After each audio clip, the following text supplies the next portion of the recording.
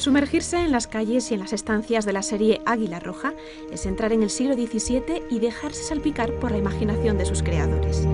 Los estilos se mezclan sin atarse estrictamente a la historia y nos brindan el encuadre perfecto de una serie repleta de detalles en los que recrearnos.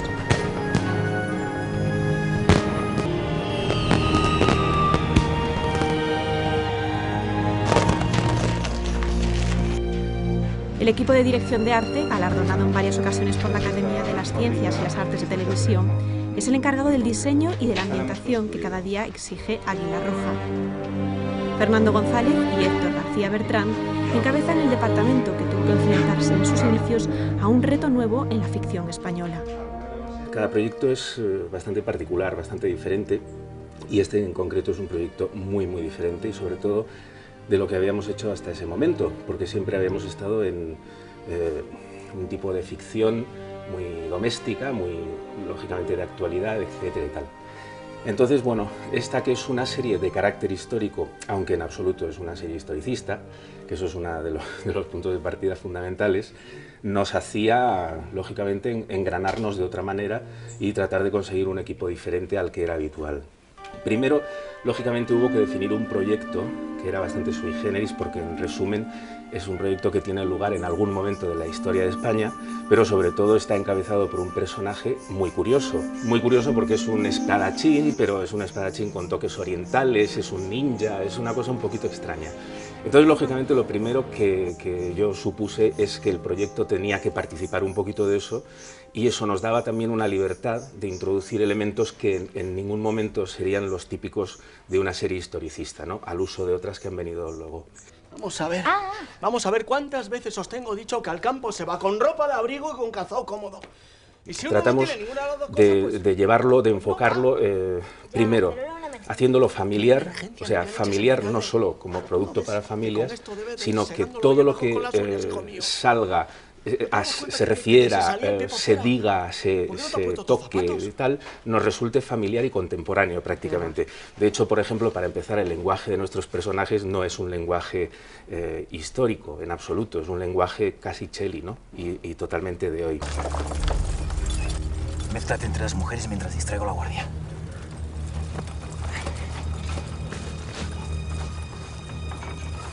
pero qué huevos tiene, amo. ¡Qué huevazos! El plató, situado en Boadilla del Monte, Madrid, engloba las calles de la Villa, la Casa de Gonzalo, de Catalina, el Palacio, la Guarida.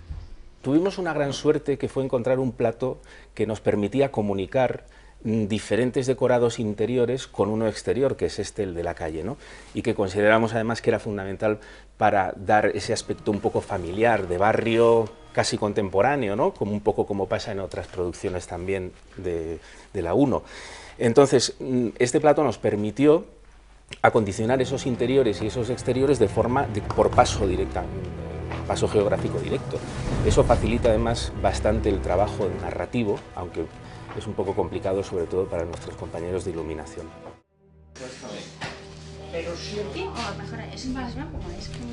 A la hora de crear, las referencias son miles. En la villa nos encontramos construcciones de algunos pueblos de Castilla y León. En la Casa de Gonzalo se mezclan la arquitectura sefardí y mudéjar, con detalles del castillo de Batres. El Palacio de la Marquesa es una clara reproducción del Palacio del Viso del Marqués en Ciudad Real, el único palacio italiano que se conserva en España, con chimeneas imponentes y que decora sus paredes al puro estilo grutesco, con vegetales, animales fantásticos, seres mitológicos y figuras humanas como elementos protagonistas.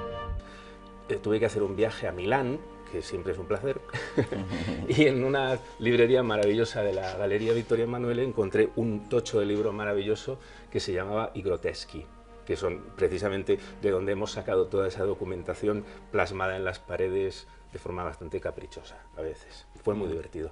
Quiero todos mis mejores corsés, vestidos y postizos preparados y dispuestos. ¿Todos? Todos. Y ahora mismo. He de elegir. Esta tarde me tienen que nombrar la mujer más bella del reino. ¡Fuera! Nuestro espacio favorito, lógicamente, es ahora aprendemos a mandar sobre el muchas palacio, piedras. porque, bueno, es, digamos, lo que más se sale de esta arquitectura nuestra española de entonces, que era un poquito básica, digamos, básica. Muy extraño que exista, por ejemplo, el Viso del Marqués Sí, en es España, extraño. un palacio tan italiano. cuando estoy a punto de desnudarme.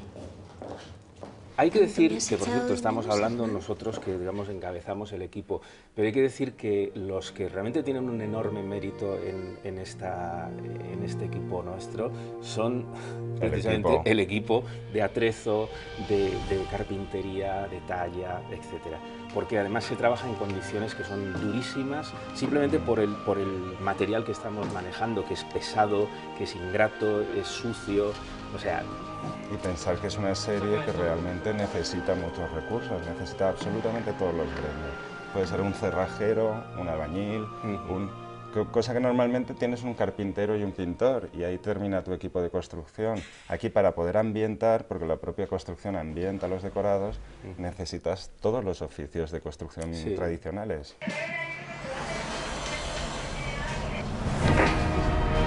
Con el diseño de arte hecho, Fernando le entrega la llave a Héctor, que se encarga de dirigir el engranaje en el día a día.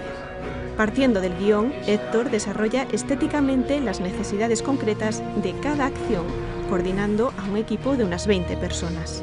Por un lado, encargarías al regidor que buscase las compras, las cosas necesarias específicas para llevar a cabo esa acción.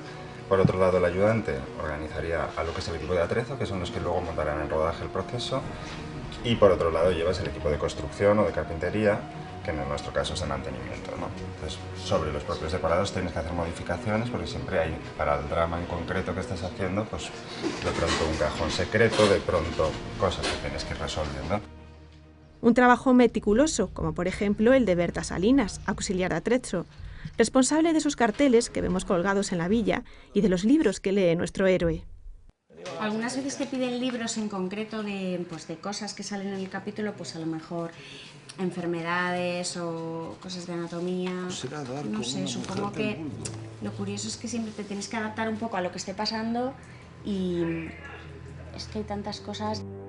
La parte de investigación yo creo que es lo que más me interesa, que puedes, pues, desde revisar a lo mejor archivos antiguos de la época, a intentar imitar las diferentes letras, las técnicas que se utilizaban, intentar trabajar con todo lo que se hacía, vamos, con lo que se escribía en esa época. Eso es un poco lo que más me gusta. ¿Qué es eso?